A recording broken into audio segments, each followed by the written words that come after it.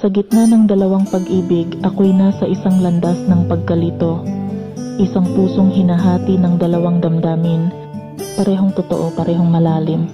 Isang pagmamahal na matagal ng kasama. At isang pag-ibig na bigla ang dumating na tila bagong simula. Sa bawat tibok ng puso naroon ang mga tanong. Sapat na ba ang mga alaala?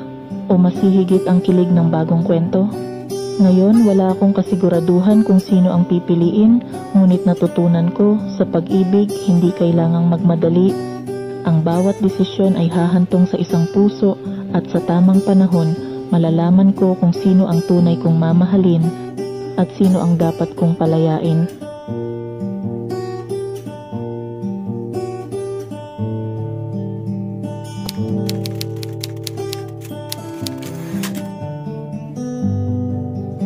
Nandito ako sa gitna ng dalawang puso, dalawang damdamin, parehong totoo, parehong kumakatok, parehong nag-aabang.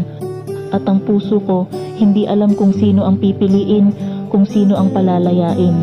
Siya, ang matagal ko nang kilala, nakasama ko sa tawa, sa hirap at saya.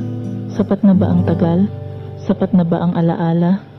Pero siya, ang dumating bigla, isang ihip ng hangin na nagdala ng kilig, na tila isang bagong kwento na gusto kong isulat. Bagong simula ba ang sagot? Dalawang puso, dalawang landas. Parehong nagsasabing ako ang hinahanap, pero paano kung parehas ko rin silang mahal? Paano pipili kung bawat isa? May puwang sa aking kaluluwa. Hindi ko alam kung sino, kung paano, kung kailan. Kaya ngayon natutunan kong hindi dapat madaliin ang bawat tibok ng puso, pinakikinggan, sinusuri hanggang matutunan ko kung sino nga ba ang tunay kong mahal. Pero sa ngayon, hahayaan ko munang mangyari ang dapat mangyari. Sapagkat ang pag-ibig ay hindi isang karera. Ito'y isang paglalakbay na dapat tahakin ng may lakas ng loob at paninindigan.